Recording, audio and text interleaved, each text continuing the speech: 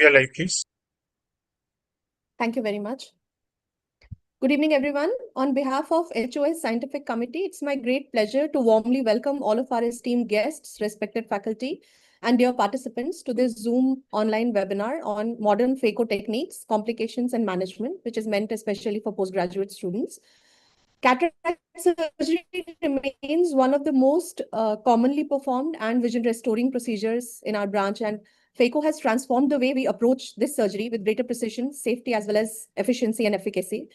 For PG students, understanding the modern techniques, anticipating complications, and learning effective management strategies for these complications are essential steps towards building strong surgical confidence and clinical judgment. Today's session is designed to provide practical, relevant, and academically enriching insights into the current principles of Phaco, along with a focused discussion on intra-op and post-op complications as well as their management. We are truly privileged today to have with us an eminent speaker who brings valuable expertise and experience in Phaco, a respected chairperson to guide the scientific proceedings, and an accomplished panel of expert panelists who will enrich the discussion with their knowledge, their clinical insights, and practical pearls. I extend a heartfelt welcome to all of you and also to every participant who has joined us from training institutes, hospitals, and academic centers across Haryana region and across India. Your presence reflects a shared commitment to learning and to advancing the standards of cataract surgery. Thank you all for being here. Let's now begin.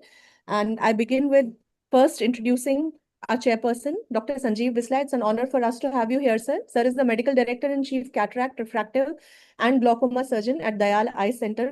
He's based in Gurgaon. Sir is a highly prominent senior ophthalmologist with MBBS and MS from PGIMS Rohtak and Phaco and Glaucoma Fellowships from Arvind Eye Hospital, Madurai. Sir is a prolific cataract and refractive surgeon with experience of more than 24 years. Welcome to this session, sir. We look forward to learning more from you. Thank you. Our speaker for the day is Dr. Sameer Kaushal. Sir is the Director and Head of Ophthalmology at Medanta, the Medicity. Sir is based in Gurgaon. He's a highly distinguished ophthalmologist and eye surgeon with the undergraduate and postgraduate degrees from All India Institute of Medical Sciences, New Delhi. He has over 21 years of specialized experience and is widely recognized for his expertise in advanced vision correction, corneal transplants, and complex cataract surgeries. Welcome to this session, sir.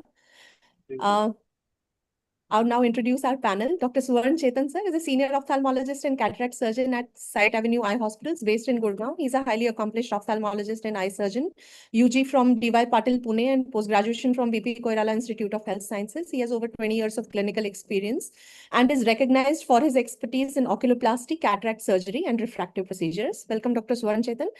Dr. Gaurav Goyal is the Regional Medical Director at IQ Super Speciality Eye Hospital and is based currently in Sirsa. Sir is a senior ophthalmologist and senior eye surgeon with MBBS from GMC Amritsar and MS from MAMC New Delhi. He has worked at MAMC GB Pant Hospital and at Apollo Hospital as registrar and has around 14 to 20 years of clinical and research experience. He specializes in advanced vision correction, corneal disorders, and microincision cataract surgeries. Welcome, Dr. Gaurav. Dr. Vivek Gagnecha, sir is a senior eye surgeon, founder and director of the Vivek Eye Hospital and LASIK Laser Center. He's based at Sirsa. He's a senior ophthalm with over 13 years of specialized medical and surgical experience in ophthalmology and has successfully executed more than 15,000 eye surgeries. He's an MBBS from Dayanand Medical College and Hospital, Ludhiana, and MS from PGIMS Rohtak. He has an extensive public health experience serving as a medical officer and senior medical officer within the health department of the government of Haryana. And finally, Dr. Nikita Arora. Ma'am is a comprehensive ophthalmologist and retina specialist at Dr. Praveen Eye Hospital and Research Center. She's based in Sirsa and she has MBBS from MGM Medical College in Navi Mumbai and MS from MGMC and Hospital, Jaipur, Rajasthan. She has her medical retina fellowship from HV Desai Eye Hospital, Pune, and advanced ROP and pediatric retinal disorder training from Arvind Eye Hospital, Coimbatore, and LBPI, Hyderabad. She specializes in advanced cataract surgery, refractive vision correction, and critical pediatric retinal conditions. Welcome to this session, Dr. Nikita and Dr. Rajan Gupta, our very own Dr. Rajan Gupta. Sir is the director, Rajan Eye, Heart and Laser Center. He is based in Tohana. He specializes in cataract surgery, LASIK laser treatment and eye lens implants. He currently serves as General Secretary of the Haryana Ophthalmic Society. And Dr. Inder Mohan Rustagi, sir, who's Professor and Head of World College Medical Sciences, Jhajjar. He is also based in Gurgaon. And he's an ophthalmologist and eye surgeon. He's a teacher and leader in ophthalmology with more than 28 years of experience, and he's the convener for these PG classes. I stop here and I hand over the mic now to Dr. Sameer Kaushal, sir, for the discussion. Thank you, Dr. Nitin. Should I share my screen? Yes, sir. Yes, please.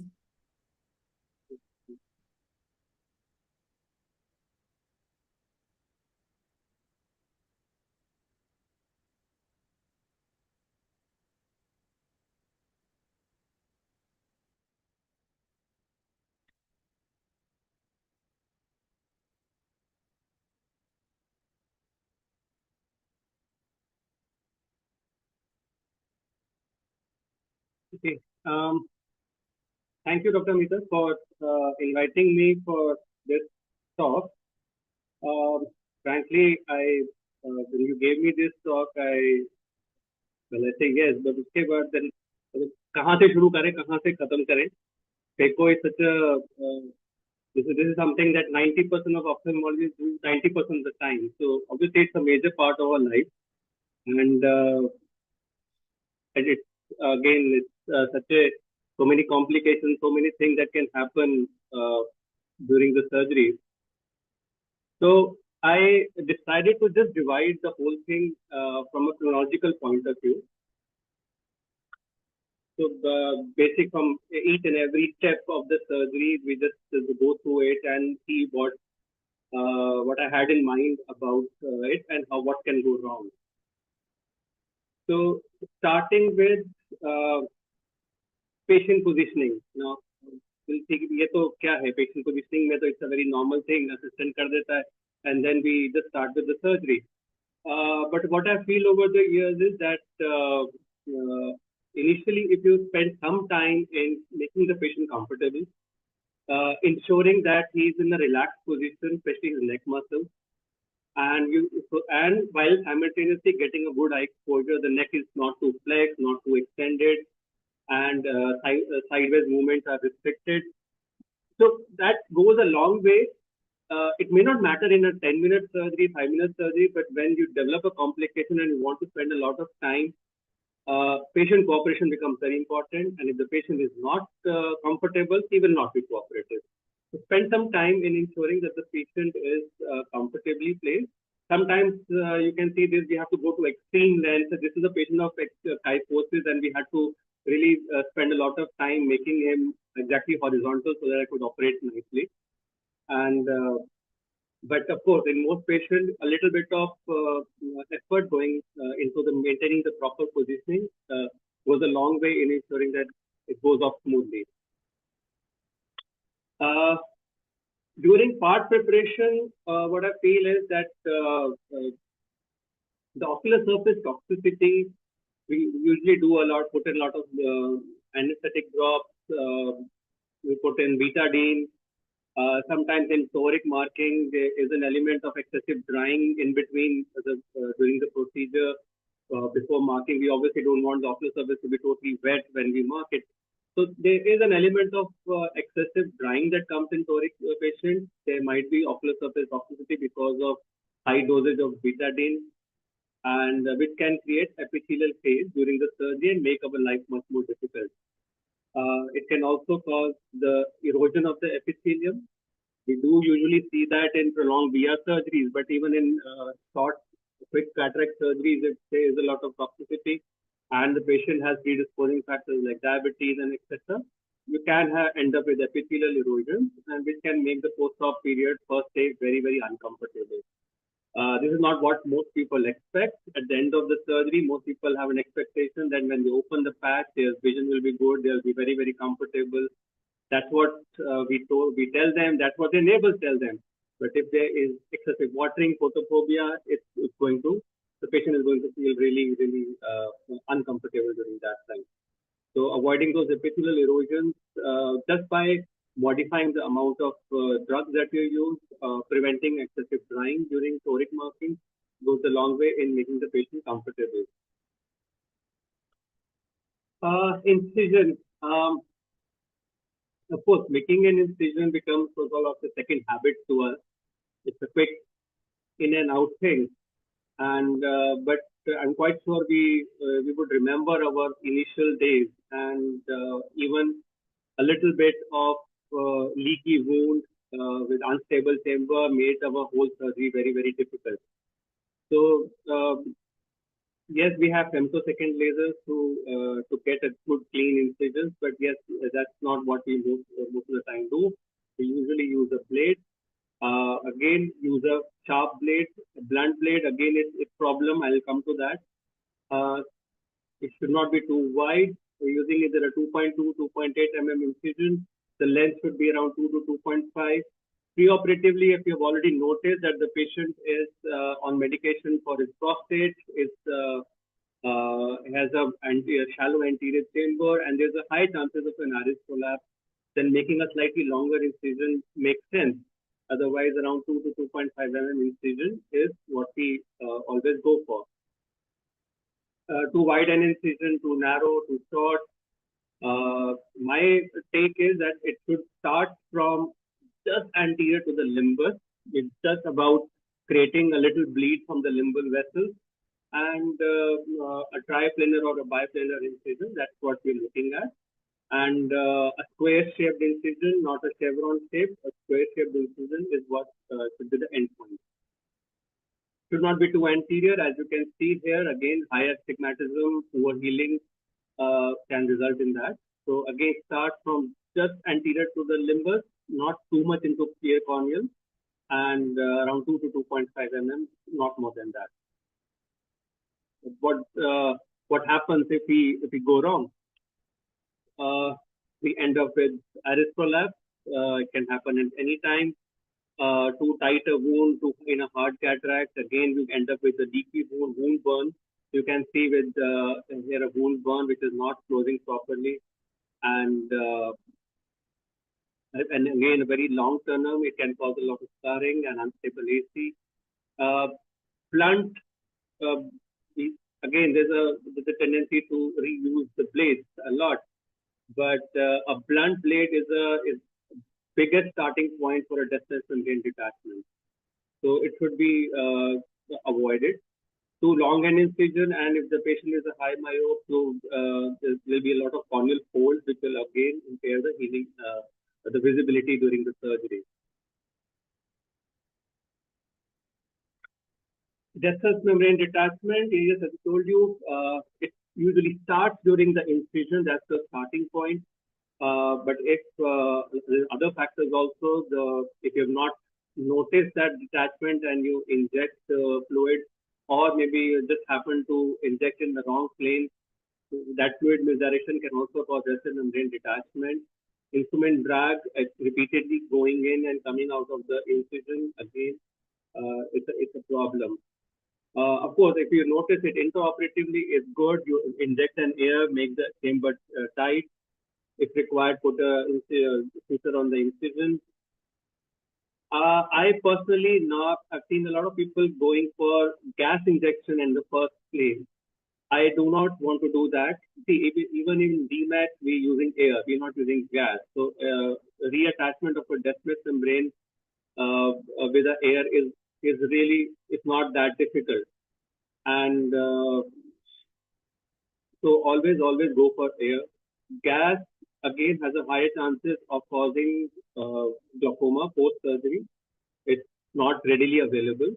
And what I've seen is that patients tend to go into endothelial failure, the higher chance of going into endothelial failure when gas has been used. So always try to, if you notice it intraoperatively, go for gas. Even post-operatively, if you notice that there is a persistent edema which is not being explained, we all have OCTs. So I've seen distal membrane detachment being missed a lot of times, and a liberal use of anterior segment OCT can go a long way in detecting it early and treating it early. But yes, prevention is best. Avoid a blunt blade and see where your cannula is going before injecting. Next step, staining. It's not a major issue at all. But in beginners, I will always prefer that universal stain all the patients. Later on, if you have a good microscope, most cases do not require staining. But anyway, any patient who has a small pupil, hypermature cataract, you have to go for staining. But again, the problem with staining is if initially the pupil is small, a lot of times the capsule which is beneath the iris doesn't get stained, and you only realize it once you put in the pupil dilator and everything. So make sure that the whole anterior capsule is stained properly. Patients with hypermature cataract, they already have a fragile capsule, and overexposure to trypan blue increases the capsule fragility, and so that will increase the chances of extension of the capsule, and it will make it more difficult to do the rexis. So a little bit of exposure, not too prolonged, just enough to get a good stain. There may be cases, a small minority, very rare, that you may end up in the posterior capsule. Now, patients who have had vitrectomy, these are the patients, and the zonules are weak, so the stain can go posteriorly, and after doing the cataract, absence of blow, then you can, the posterior capsule is also stained. It makes the surgery a little difficult. Of course, it's not a major problem for the patient because ultimately the stain tears off. Rexis, I think for a beginner, this is one of the trickiest areas because again, just like wound construction, you start off with a bad wound or you start off with a rexis, the whole surgery becomes much more difficult. It's something that you have to learn. Your muscle memory develops over a period of time. You can use to make a proper size rexis. You can use a lot of instruments, Varion, etc. But yes, ultimately it's a muscle memory which guides you into making a good rexis. But yes, patients who have an intumescent cataract, patients who have a shallow anterior chamber with high curvature of the anterior capsule surface, hypermetrope, these are the patients who are a little more difficult to do a good rexis because they has a tendency to run off into the periphery.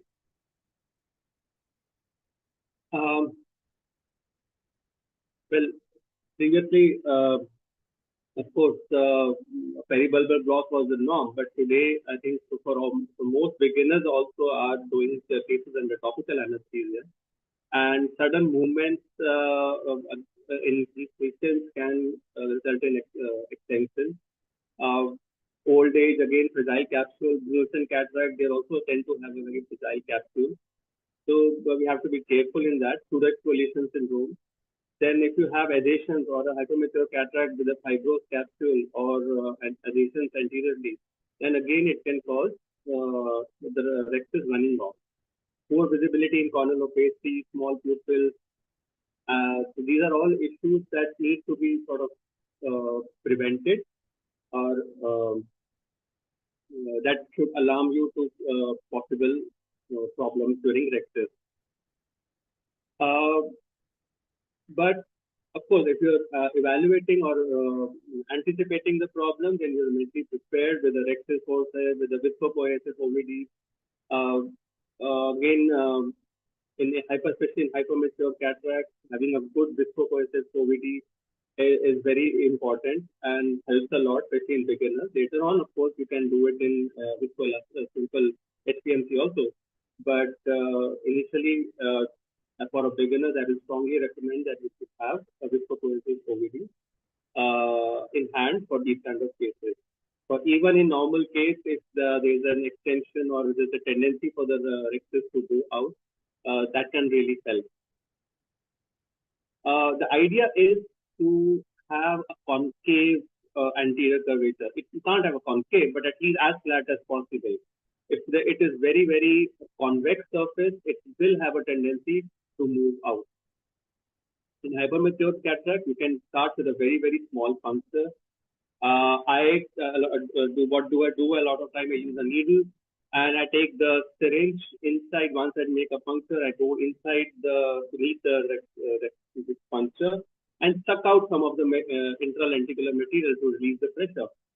So that can also be done, or maybe you can do just a very small rexis, release the fluid, milk the cataract, release intralenticular fluid, reduce the pressure, and then go ahead with your full rexis. Having a good rexis forceps is very important. Whether it is needle or whether it is a rexis forceps, what we need to understand is that the area, or if you hold it very near the tear, that's where you get the maximum control. So even if you're using a rectus forceps or your needle, using that area to bring it back in towards the center is what is required. If you try to hold the rectus, the flap from a lot of away from the area of tear, then it becomes very difficult and it is bound to go into the periphery. But yes, sometimes it does go. You just I'll show you the older video. I think you can appreciate in this that the capsule is extremely fragile. Of course, the movement made a lot of difference, but here the rectus was started and restarted from multiple places, but the capsule was so fragile that ultimately it could not be completed.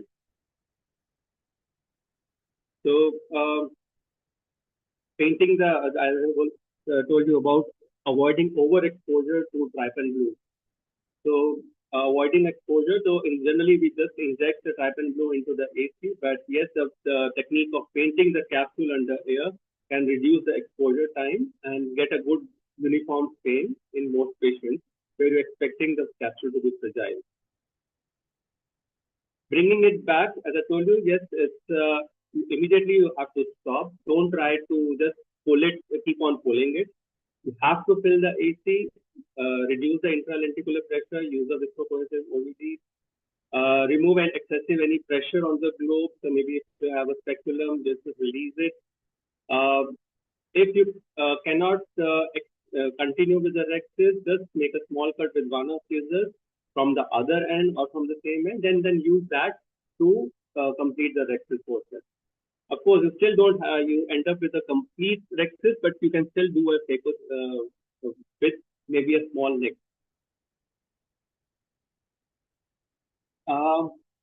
Yeah, this is another point which I had mentioned earlier. Always hold the flap near the edge. If you try to hold it away from the area of tear, again, it becomes very difficult to bring it back.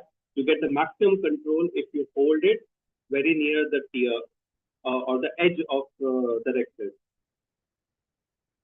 But yes, sometimes you're just not able to do that. You can do a Phaco under a torn rectus. There is a chance that it may extend posteriorly.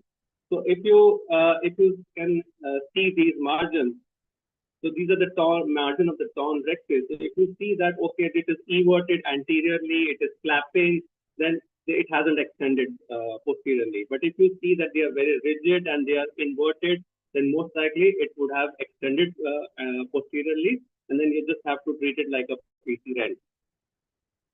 But if you feel that it is not extended, then just do it with a reduced flow rate, reduced vacuum, reduced bottle height, reduce the pressure on the capsule, and you can, in most cases, you still can complete the Phaco even with one small nick in the rectus. Obviously, with IOL implantation, keep the haptics away because then they tend to come out through that opening. And always be ready to convert. So always have your wire vectors or irrigating vectors and you're set to convert it into ECC or SICS as per your convenience. Be ready to convert. Don't be in भी करना ही है, Phaco करना ही है. It's not like that. If you see that it is extending, it is better to convert rather than not. The next step after the rectus would be the hydrodissection and the hydrodelineation. Over a period of time, I practically stopped doing hydrodelineation. We prefer to do a hydrodissection only because then you get all the benefits. With hydrodelineation, you do get an epinuclear sheet, which becomes difficult to remove. But yes, in very soft cataract, hydrodelineation is also important. And for beginners, it creates a safety barrier beneath the nucleus. So initially, you might go for both hydrodissection and hydrodelineation. But later on, at least my comfort level is that, okay, I want to do hydrodissection so that the whole nucleus and the epinuclear matter comes out in one go. Again, it's a very underrated part of the surgery. Now, if you don't do a good hydrodissection, it makes your, of course, removal of the cortical matter more difficult. But in topical anesthesia, it also makes it's more painful for the patient. So whenever you rotate and there's a hydrodissection hasn't occurred, there's a lot of stress on the venues and the patient feels a lot of pain. So to ensure that the patient remains comfortable, and obviously you are as a surgeon also remain comfortable, and to allow easy rotation of the nucleus, a good hydrodissection is important. A good hydrodissection is, if you're trying to do a hydrodissection, you have to go through the, you have to first decompress the anterior chamber with most of the viscoelastic. You should not be injecting while going in beneath the capsule, because then you're more likely to do a delineation rather than a dissection. Lift this up and then inject the fluid. If you see a good wave, then it is a hydrodissection. But if it's a fast wave which is spreading out, it's obviously a hydrodelineation. Yes, sometimes you see a wave which has stopped in between. And then if you keep on pushing, it can lead to a rupture. It's better to just go to another plane and then restart with a dissection. You can have a PC rupture during the hydrodissection, especially if you haven't decompressed it. There's a lot of fluid collecting beneath the capsule, between the capsule and the lens matter. It can cause a rupture of the hydrodissection and in some cases an immediate nucleus drop. It can, a pupillary snap, a sudden meiosis of the pupil, it can be seen in these cases, and maybe sometimes even iris prolapse. This fluid has to be released by pressing on the by pressing on the nucleus. And again, as I told you, always remove the OVD before you do the hydrodissection. So avoiding overinflation, if the hydrodissection wave is not going through, it is sticking, release, use that, go to another area and then complete with the hydrodissection. Of course, in areas like posterior polar cataract, you cannot do a hydrodissection. You have to be mentally prepared, and you only have to do a hydrodelineation. A PC rupture, of course, the most irritating part for all phaco surgeons. This is exactly what we want to avoid throughout. And yes, sometimes these are preoperatively present, like in a trauma case. You can notice it. Sometimes this is anticipated. Of course, these pre-existing PC ruptures are more easy to manage because they're already fibrosed. But the intra-op PC rupture, they tend to expand and obviously prevent the proper lens the removal as well as IOL insertion. These are, of course, more common with hypermature cataract, Brunnerson cataract. In Brunnerson cataract, you tend to, you don't have any epinuclear sheet to protect it. You tend to go very posteriorly to separate the nucleus. So a lot of activities is being done very near the capsule. So again, a brown cataract, there's high chances of PC rupture. And of course, posterior lenticonus and posterior polar cataracts are also there. We can also, as I told, an extension of the rectus margin that can extend posteriorly and also cause a PC rupture, or a sudden injury to the capsule by maybe a surge, or striking the phaco strip with instrument, or doing a lot of phaco in the capsular cornices. So we have to try to keep the phaco probe in the center.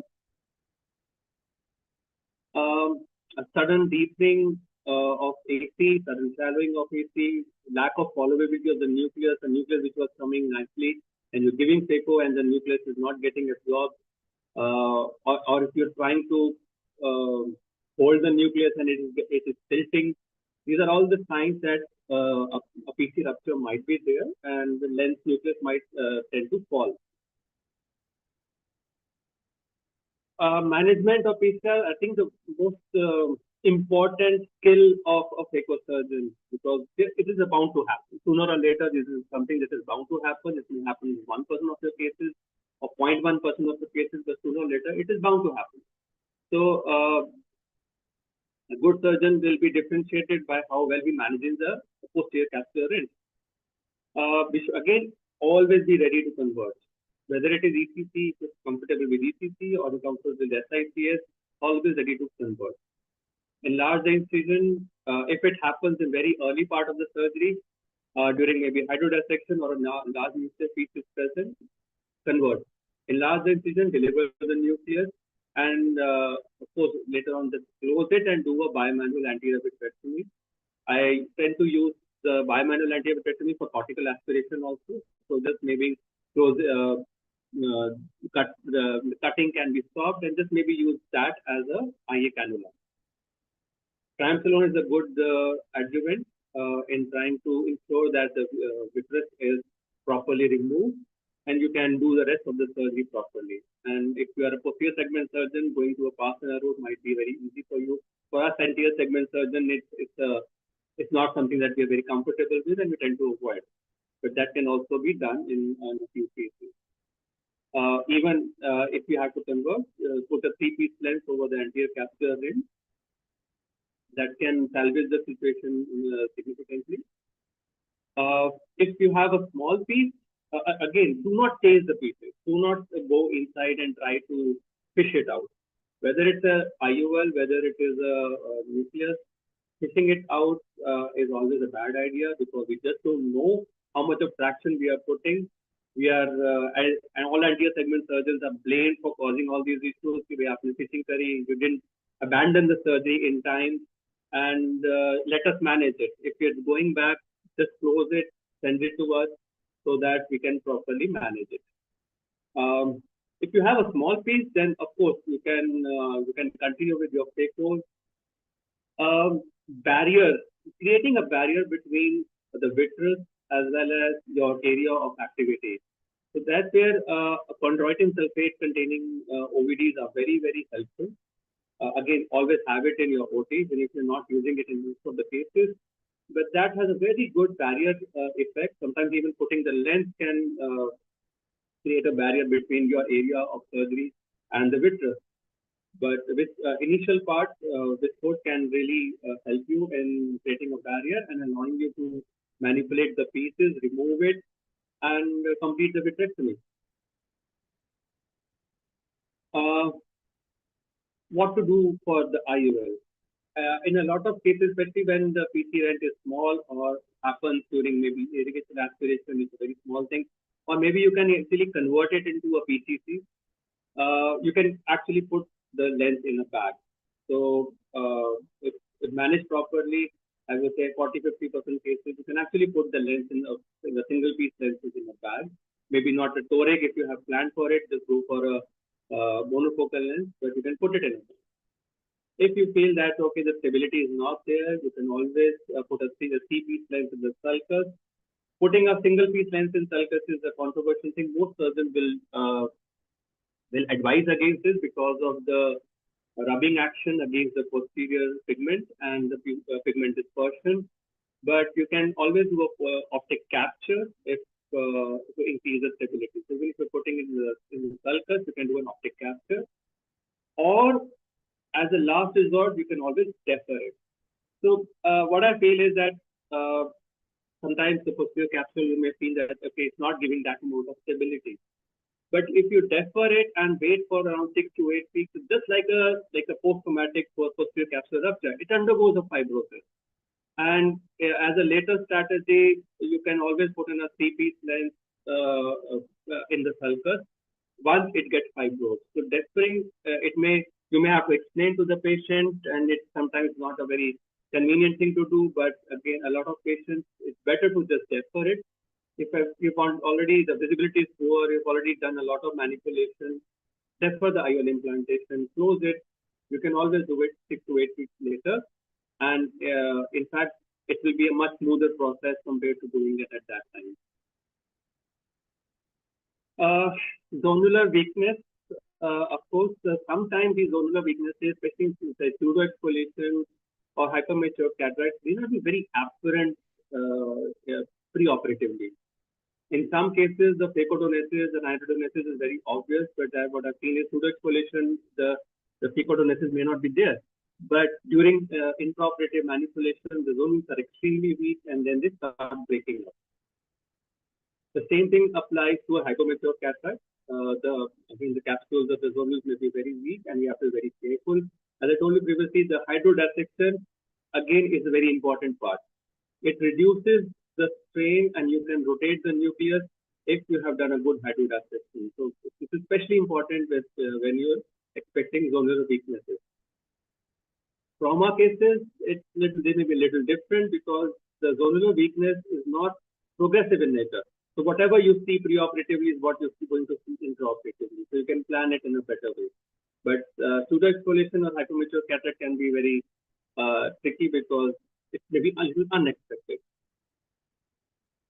Capsular tension rings, or if they're not available, even iris hooks can be used to stabilize the nucleus.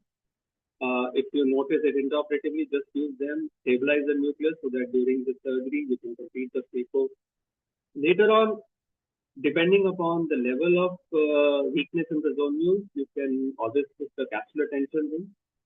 But unfortunately, capsular tension ring doesn't prevent progressive. So as you can see, this case, this is also the case of pseudoexfoliation, lens implanted nicely in bag, but many years later, is come with a prolapse. The whole bag has prolapsed anteriorly. So obviously, the capsular tension ring cannot prevent these kind of things. But if you have maybe a Sioni ring and you fixate it, have a scleral fixation, then that can prevent these kind of mishaps. Again, the option of tempering the IOL insertion is always there.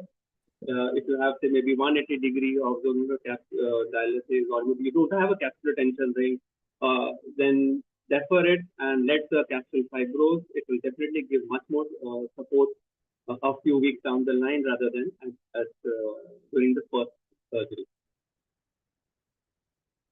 Something that we always dread. So, of course, in the era of Phaco emulsification or closed chamber surgery, this is not something that we usually see, but it can happen. It has happened. It still keeps on happening even with Phaco emulsification. And intraoperatively hard eye, most of the time we think about an expulsive or a suprachoroidal hemorrhage.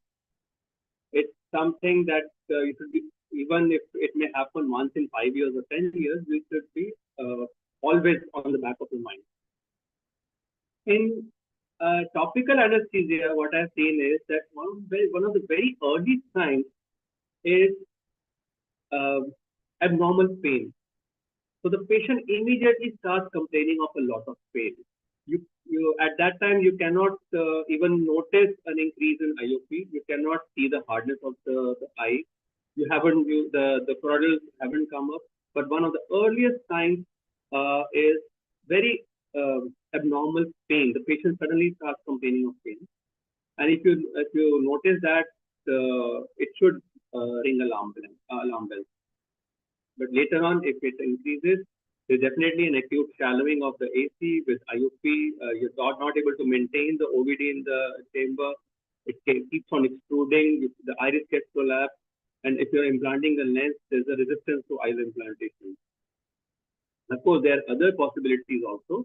You can have a retrobulbar hemorrhage, or if you're given a subtenous clot, then excessive collection of fluid can also give rise to similar hard eyes. But of course, that is more easily manageable compared to a suprachoroidal hemorrhage. And anybody who has seen it will never forget it. Suddenly, if you see those choroidals and the loss of the red reflex, and the best strategy is to close. That's the first go thing. Of course, when you're looking at other possibilities like infusion misdirection syndrome, or there's an accumulation of fluid between the PC and the anterior highlight, then maybe yes, you can go and release that. For suprachoroidal hemorrhage, also releasing the hemorrhage has been described. A lot of people do practice it, but the basic idea is if you're already doing a Phaco, it's already almost a closed chamber, close it as soon as possible to prevent further deterioration. As I told you, that misdirection of BSS, OVD, or air can also give rise to very similar thing. But yes, a suprachoroidal hemorrhage should always be the back of mind, and we should be able to control it. Predisposing factors, of course, there is a history of angle closure, plateau iris. This is of predisposing factor for the misdirection syndrome. but sudden cuffing of old patients, sudden cuffing or conversion from Phaco to ETC obviously also becomes factor. Fluid misdirection again can happen during hydrodissection, placement of the cannula over the anterior capsule instead of behind the posterior capsule, repeatedly forceful injection. As I've already discussed, if you notice that the wave is not going, stop it, do it from another place. If you don't see a wave, again try it from another place, but again forceful injection of fluid going in the wrong plane can also give rise to similar misdirection.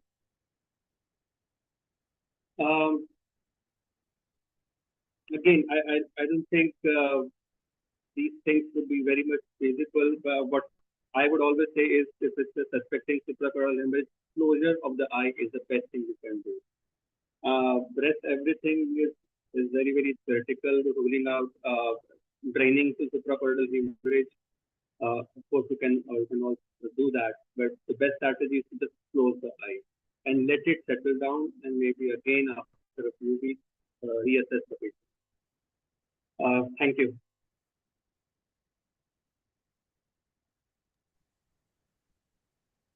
Thank you very much, sir. So it was a pretty detailed. Am I audible? Yes, yes, yes. Yeah, it was a pretty detailed presentation. So first of all, I would like to invite the chairperson, Sanjeev sir, for his comments, and then we'll move on to discussion. So it was really wonderful to cover this vast topic in such a small time. I think each of the topic could have taken around 1 hour to discuss in detail. So I believe starting from when you see the patient in OPD, when the sister makes the patient lie on the table, how the staff talks to the patient, how you greet the patient, especially in topical Phaco, all these things are very important. So each and every step, patient uh, is very, very, I mean, you can't ignore any of the steps. So even if you are talking some, instrument ठीक से काम नहीं कर रहा है, दूसरा instrument दो, those things also can increase patient's pressure, and patient might become uncomfortable and experience excessive pain, which might patient complain next day also. But whatever the stage of the surgeon, I believe Rexis is the most important step. So all the surgeons, beginning surgeons especially, take your time. कोई जल्दी नहीं है. Take your time. Patient को vision चाहिए. उसको आपका style नहीं चाहिए. उसे आपने 10 मिनट में किया कि आपने आधे घंटे में किया. It hardly matters to the patient. So what matters is vision. So I believe spend good time in Rexis. That is the heart of the surgery. अगर Rexis अच्छे से किया है तो वो बहुत आगे काम आता है. So rest all the steps Dr. Samir explained beautifully. It's really nice. Thank you. Thank you very much, sir. So my first question will be to Samir sir only. We spoke a little about PCR. So step by step, what would be your management approach when PCR happens during Phaco?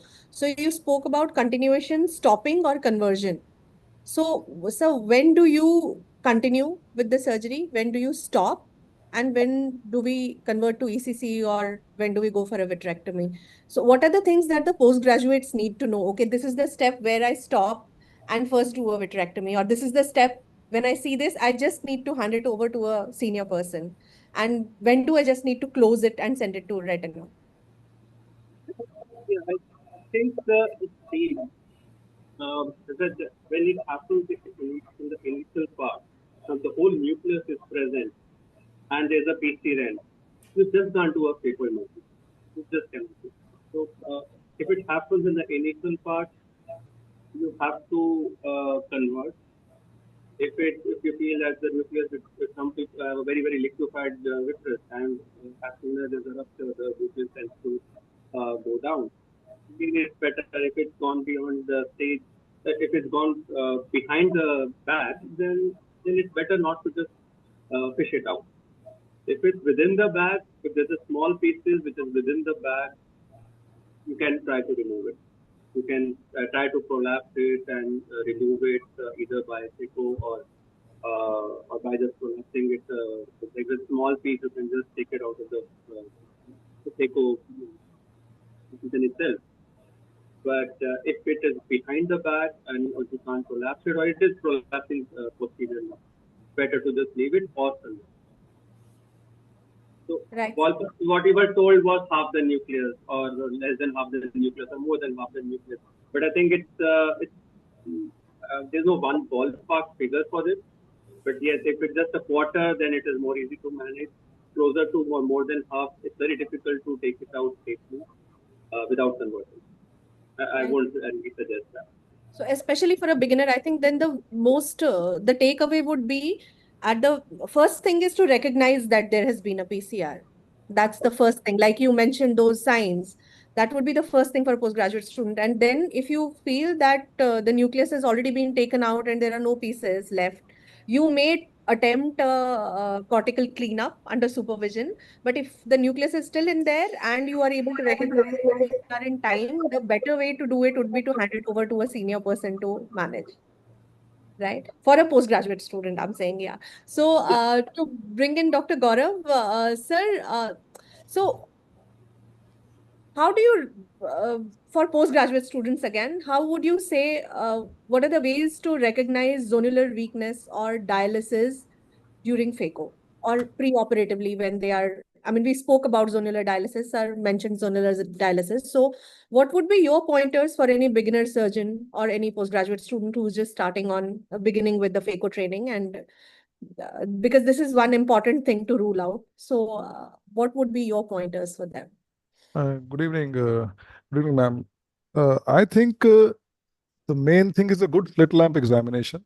If the pupil is very dilated and fully dilated patients, you should always look for phacodonosis and all those things. Okay, and then while doing Rex, sometimes we are not able to appreciate on the slit lamp. Then while doing during the surgery, I feel when you start doing the Rexes, that feel of capsular Rexes also tells you or gives a hint that Rexes or zonule is weak, and you start feeling it that you get a gut feeling that if you can see some folds on the capsular Rexes while doing this capsule pay folds, you can see the lens moving, and when the patient lie down on the table also, then sometime you are able to see the zonular dialysis and जो capsule वगैरह हिला हुआ होता है back.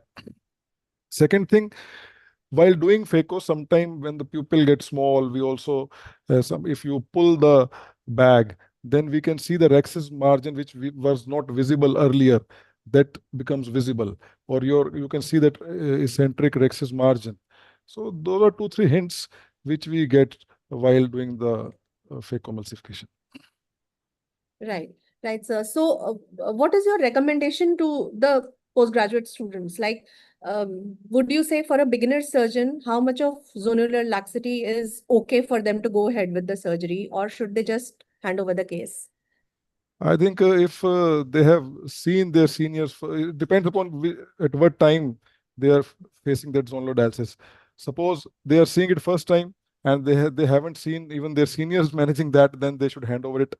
Okay? If they have seen their seniors handling those type of complications, then they should proceed further with the senior standing in nearby. Okay? So that at the end of the surgery, the patient should be the beneficiary rather than we doing all the thrills. So that's how I think they should go, and they should definitely try if they've seen at least or videos they've seen, and they should keep their seniors standby so that it can be given to them. Right, sir. Dr. Suvarn Chetan, sir, so for you, I have this question. So we spoke about having cases in which, small pupils, shallow chambers, or very hard cataracts. So what would be your suggestion to a beginner surgeon about adjustment of phaco parameters for these cases? See, for a beginner, it is always, prudent to understand what you have mentioned just now. And for a beginner, until and unless, as Dr. Gaurav just mentioned, until and unless they have seen their seniors handling it, seeing it, how to manage it, it is not at all a good idea to try any misadventure. As Dr. Bisla said, time or this thing does not matter. What matters is what is the end result, how much Outcome. vision outcome the patient gets. So for a beginner, he should first observe, they should always try and do the normal cases first, get some expertise before they can try something like that. So for a beginner, I would never ever recommend them to do this. It becomes a misadventure for them, and it is demoralizing as well for the candidate, and very unforgiving for the patient himself or herself. As far as any other person or an expert surgeon is concerned, it all depends upon how shallow it is and whether you can, if the pupil is constricting, whether you want to use a ring or hooks, whichever you are comfortable with, and to what extent, there's a pressure coming. So all these things would matter at that particular stage of time. Right. So this brings me to a very controversial question, which I wanted to pose to all of you, the panel as a whole, including Sameer sir and Sanjeev sir. How many cases, normal cases, so to say, NS2 grade cataracts without any problems, should a beginner surgeon have done first in order to attempt a complicated surgery? Say it is just a small pupil or a non-dilating pupil or a shallow chamber or a hard cataract. So how many cases would you recommend they would have done minimum? Because I have heard from, as less as 30 to recently. I was having a chat with a colleague about this, and she told me that no, I think at least 500 surgeries before the attempt. So I'm not sure if those numbers are, the viable numbers for a junior surgeon, for somebody who's beginning. So one by one, I would like to have your take on it, because we know the level of training our postgraduates undergo throughout the country. And I think with the postgraduate trainings, it has been a consistent issue. There is, except for where Sameer sir is trained and where Sanjeev sir is trained, I think those places have a very high volume. So you get a very good hands-on, because this is a very pertinent question when we talk about managing complications, or when Dr. Swan Chetan says that no, do not attempt any misadventure. Are we really telling them that there is a certain bar that they need to first make, and is there a number to it, is what I'm trying to ask. So starting with Sanjeev sir first. And So some people are gifted, but I would say each and every step, if done in a perfect way, would make even a difficult case appear simple. And if we are clumsy in our, fast, trying to be fast, we might land up, with trouble even in a simple case. So I burned my fingers. I'd been through all this. So I can't say that this is the safe number. It depends upon patient, I mean, the candidate's doctor's confidence, and the associated उसको जो support help है अगर, तो he can try his luck. But the main thing is every step has to be done in a meticulous and perfect way. Then hopefully सब चीज ठीक हो जाएगा. So there are certain things that we need to remember. Visco is very cheaper. As Dr. Devgan says, Visco is cheaper than vitreous, and Visco is cheaper than cornea, I would say. So use Visco again and again, and initially in the presence of someone senior, you should try. right, sir. I Sameer sir? feel, I'm so sorry. Yeah, Dr. Nikita, just a second. I will hear Dr. Sameer first, and then Right. I'll come to you. The figure that came to mind was around 25. It was 25. a figure. 25 of well done Phaco. I'm not saying from the starting, but 25 well done Phaco. Then you start increasing if somebody has already done that, then you've got enough people you thought about complicated cases. Thought about, if I give a totally corneal opaque case, and which I have to do use a sort of a side illumination, obviously I can't expect that. But maybe a hypermetropic cataract, maybe a pseudo solution. But the first figure that came to mind was around 25. It's not the whole answer before we start giving more Okay, complicated. so we have got one number. Dr. Nikita, you were saying something, ma'am. Actually, I will not quote the number, but as a young surgeon, I would say that, go slow. Like whenever you know that the case is hard, you go slow. And, we should not resist that we can't convert into SICS. I mean, every young surgeon should, be okay with converting into SICS. If you feel that you're being stuck somewhere, convert. Matlab, don't take the risk. Otherwise, you'll, like, if you get that, sixth sense ki, okay, something might go wrong, it will go wrong. So young surgeons should convert whenever they feel that, they are stuck, convert. That is what I would like to add. Right. And Dr. Gaurav, sir, what's your take on it? What's the number? I think there's never a fixed number, but I think 50 good cases, independent cases, if somebody has done, he is good enough. And again, I will say that a person, a PG who is trying, if he or she has been allotted such kind of cases, then he should have or her first assisted or 5-10 cases. And हमारे time there was a good thing used to happen that I hope it might be happening. We used to make, our teacher used to make us write कि what all went wrong and how will you manage that ना, इसको I don't remember but exactly क्या बोलते थे, but वो एक notes बना के लेके जाने पड़ते थे कि जबकि ये सब लिख के लाइए कि आप अगर कोई फ्यूक्स का केस कर रहे हैं तो कैसे करेंगे, कॉर्नियोलोपेस्टी केस करेंगे तो क्या क्या आप अलग से स्टेप्स आपके होंगे जो आप करेंगे। ठीक है, तो एंड फिर से मैं वो कहूँगा, अगर जैसे suppose is giving a small pupil, ठीक है, स्मॉल प्यूपिल का कोई केस कर रहे हैं तो फिर आपको पहले उस तरह के 5-6 केसेस असिस्ट करवाइए, अपने सीनियर से पूछिए जाके कि क्या क्या इसमें गलत हो सकता है, मुझे किन चीज़ों का ध्यान रखना है। आई थिंक ये आजकल बड़ा चैलेंज बनता जा रहा है कि ये वाला पार्ट मिस हो रहा है जो हमारी ट्रेनिंग्स में। This is what I feel, and even student should be proactive and ask teachers अपने सीनियर्स से कि ये सब प्लीज हेल्प कीजिए। तो I think 50 is a good number अगर आप कर सकते हैं तो। उसके बाद क्योंकि स्मॉल पीपल तो करते करते भी हो जाता है, ठीक है, तो है ना, तो फिर वो स्टेप्स तो आपको पता होने चाहिए, एंड या फिर एक एक स्टेप करना चाहिए स्मॉल पीपल वाले केसेस में।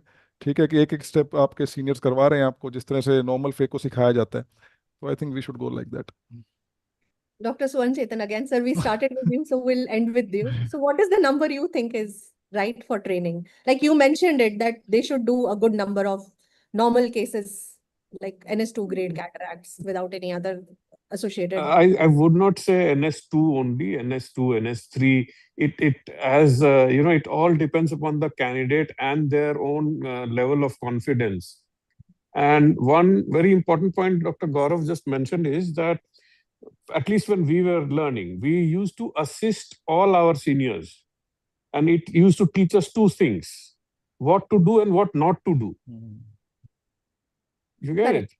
Correct. कि ठीक है, अगर ये गलत हो रहा है तो मुझे ये नहीं करना है, क्योंकि that step, and our seniors would be 1 year, 2 year seniors, or maybe the SR. So we would get all the chances to learn, to observe. So that used to teach us more rather than doing it hands-on. And then, it's there in your mind that, okay, this is what is to be done. This is what never should be attempted. And as Dr. Sameer very rightly pointed out, that, there is every small step has its own details, and it is very important. Whether it is the incision, if you're doing a phaco, and if you have a sleeve which is 2.2, you have already made a 2.8 incision, then you're gone. As a beginner, you do not know how to manage it. The wound is always leaking out, or vice versa. Or if the depth is too short, rather than making it square, you have made it very rectangular, shallow. Earlier on, we would try and make it biplanar incision, then triplanar. So all those things started helping. If it is there in your mind, every time you're watching a surgery or assisting or performing, these steps has to be there in your mind. Then using a visco or viscoat, whichever is available, depending upon the case. And again, Dr. Sameer said that is also a very good practice. If you are a hypermature cataract, always puncture it, drain it out before attempting rhexis. Whether you use a rhexis forceps or a capsulotome, it all depends upon how you have learned and how comfortable you are with each and every instrument. So that way, And hydrodissection is the most important step after Rexis. You must learn a good hydrodissection to be a good phaco surgeon. You should be confident enough to that, okay, the nucleus is rotating freely. That is how you start to chop. Whatever method you use, at our times it was divide and conquer, stop and chop, this and that, direct chop and indirect. And this. Gradually, any candidate will know what they are good at a particular thing. It is to each his own. They get comfortable in any particular technique, and then they start to develop more numbers on it. Right, sir. So I think that is one. And the other, do not fret of PCRs. If you are in a good setup, you have good VR backup. So if it happens, be prepared. If it is a posterior polar cataract, be prepared. Try delineation first rather than dissection. Try to delineate, remove the nucleus first, and then gradually attempt. It all varies. If you have seen it, being done with your seniors, you will know, okay, what to expect and how to manage. And always close it at the right time. Again, he very pertinently mentioned, do not fish. Do not, run behind sinking nuclear piece. Because then you disturb the vitreous more and the outcome starts to get more compromised. So just the basics, just follow the basics. And if you really want me to give a number, 50 good cases should be Good the enough. bare minimum. Right. 50 good cases. And if the pupil is starting to constrict, always pay attention what could have caused it. Happened. Because Right. if you're doing it right, it should not usually happen. So any complication, even our teachers would say, write it down, then think, what was the predisposing factor? Why did the complication occur? So that helps you in not letting it happen in your next case, even if that case is predisposed. Right, right, sir. So I Right. think out of all of this discussion, what we got is a number, which is 50. So 50 good cases, right? Samir sir, I think we agree on the number being more. But I think also the fact that the training should start with learning SICS, as very rightly Dr. Nikita has said, if we need to convert the whoever, because everybody is nowadays running towards Phaco and nobody is paying any heed to SICS. But I think SICS is the savior surgery. If at all you have to convert, you should be able to do a mean small incision cataract surgery. That is, I'll just surgery, the great procedure. Barge in here and say that when we started training, SICS was the in thing. ECC was on its way out. But our seniors made sure that we did at least 50 ECC surgeries. Because they said, if you're starting Phaco, you will need to extend at the limbus itself. You cannot go back and do That's SICS. correct. More That's so correct. when you're doing a topical surgery, then you cannot, again give block that time and then do an SICS. So all those things also matter. SICS is the it's a savior. Yeah, it's a fallback. But then you have to. It's not that every Phaco can be converted to SICS. So ECC should never. You must learn ECC as well. That's true. That's true. So that is, I think, in LV Prasad, when I was there for a hands-on MSICS training, they first started me on ECC. I had to do 10 cases of ECC, and only then when they thought that I was good enough for SICS, would they graduate us to SICS. So that is the thing. Another thing that Dr. Gaurav mentioned, that it is very important to dissect your own complications as well as those of others. In that, it is very important that you at least assist a good number of cases before and see through the side scope in real time what is happening and what mistakes are being done or how things are being corrected. And then if there is any option like that, then discuss those problems, those complications, because one learns more while observing and assisting. Those are actually active. This is a kind of passive learning that happens actively when you are on the side scope, is what I have also realized in my trainings. And more importantly, brainstorming of the procedures, like what happened, what all went into preparation for a procedure. Like for example, in wherein we are expecting pupil not to dilate, or the patient is on drugs which will cause the pupil to remain small during surgery. What are we expecting to do? What all happens? What is the preemptive preparation which goes into the surgery? Because on table it might be a different situation. So that brainstorming is very important. Also, when a complication happens, like Dr. Gaurav mentioned, very important to go back and see why it has happened and how it was managed. So that writing down part, very important. I guess nothing replaces that. But also, I think now, it was not so at our time, but now YouTube has a wealth of videos, all kinds of complications, all kinds of, and my mentor, Dr. Rohit Shetty, Narayana Netralaya, he always used to say, before you do a surgery first time, you see the surgery 100 times, because the brain doesn't really distinguish between you focusing on a surgery, looking at a surgery, and your hands actually doing it. So every time you are looking at it and focusing on every step, your brain thinks you're actually doing the surgery. So you're in a way training your brain. So that's very important. That's those watching of videos and then brainstorming and then dissection of complications, extremely important. I think that's a wealth of information for postgraduate students right there. One question, because I just cannot resist asking questions related to cornea. So Samir sir, what are the key factors that cause corneal endothelial damage during phaco? What would you tell the, we discussed about DMD and all, but we do know that SKs can happen post cataract surgery. So how do we minimize this risk in training as well as practice for postgraduate students? So we can't hear you. Yeah. Can you hear me? Yes, sir.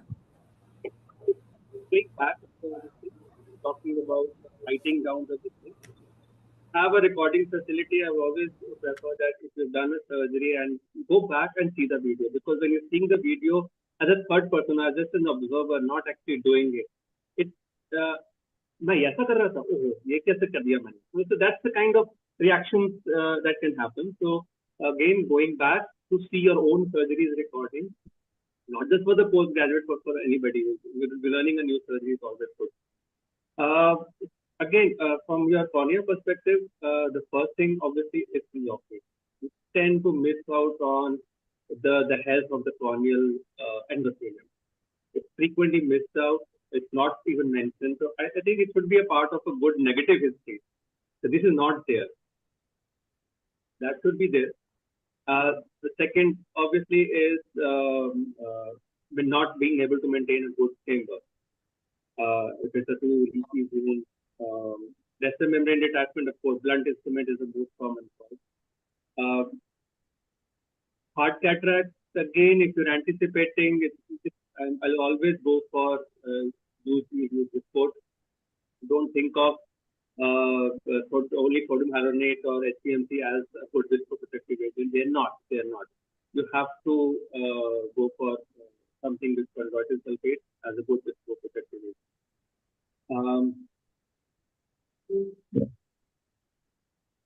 Again, a very common issue that is coming up is inadvertent use of some wrong agent intraocularly. I remember my first case. I was very happy. I was given an ECC to be done. Jaake karao. I remember I was very happy. I did it in 6 minutes. Of course, at that time, these things were very important. And on the table, there was unmarked syringe which had dentamycin in it. So the next day, the cornea was totally gone. So I didn't have any sister to assist. I was just completing the list and everything. But that has cheered in my mind in so much. Just make sure that your assistant in the trolley, anything which is not BSS, anything which is not colored, has to be the syringe, has to be marked. Okay. Please make sure that. This is a common mistake. And after it is done, the next day when you see a post-op edema, at that time you can't go back and say, kya dal gaya tha. The nurse is not going to accept anything, and you can't. The trolley is gone. So that's also a very common reason for endothelial failure. So when I receive cases of for DSEC, again, obviously complicated surgery, that's obvious. But a case which is other eye doesn't have any corneal guttate and there's no descendant detachment and there's still a persistent edema. This is the first thing that has come to mind. Inadvertent use of a wrong thing which is not to be used improperly. Okay. Right, sir. The Right, thing is, sir. when you tend to do a Phaco, you tend to rotate. Sometimes the eye tends to rotate. That brings the Phaco tip very near to the capsule, to the cornea. Again, you're using more energy. So beginners make this mistake a lot. Is the eye should be facing towards the thing and should not be rotated away from it. I would say endothelial failure, but definitely significant damage. Right, sir. Right, sir.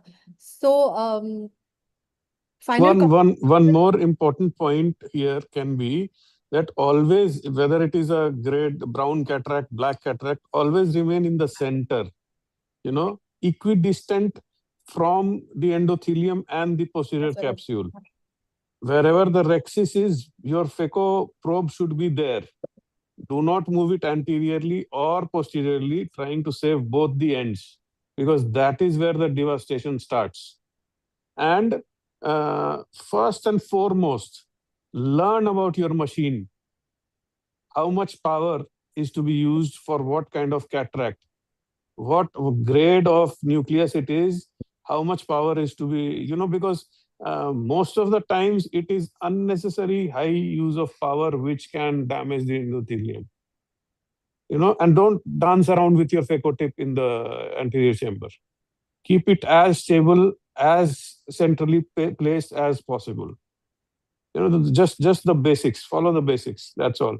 And learn about your machine. How much of Phaco power, what kind of machine it is, Ozil is there or not, and various other machines have come. So how to utilize your Phaco power optimally is the key for a good surgery.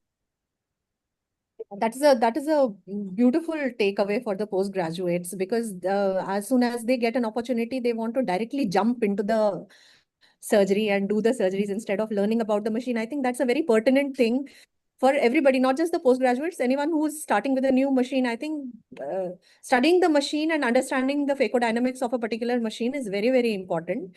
And like Sanjeev sir was saying very rightly, Phaco is a sequence-dependent surgery. So your next step will be only as good as your previous one, and the outcome will depend upon what has been done in toto. So final comments from the chairperson, please, and then we can maybe call it a day.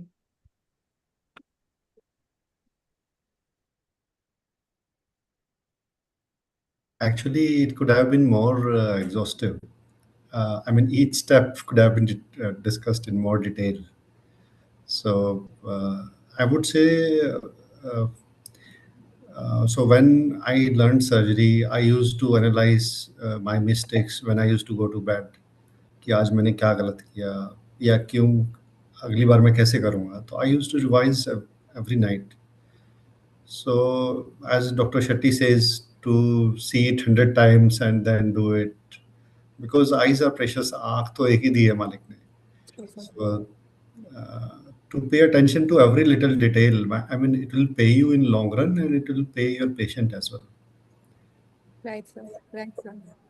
That's a wonderful note at which to close the class. So as we come to the end of this highly informative session, I think we'll be taking your advice going forward, Sanjeev sir. We'll be organizing classes complication based. I think that would be a great learning, because cataract is, as they say, butter of an ophthalmologist. So I think people might, it would be really helpful to not just the postgraduate students, but also beginner surgeons in general, and people who want to transition to other Phaco modes. Like there are a lot of techniques that we can discuss. I think that's a great idea. We'll, take it into consideration going forward. Thank you so much for that wonderful suggestion, sir. I would like to extend our heartfelt gratitude to everyone who contributed to making today's webinar such a meaningful academic experience.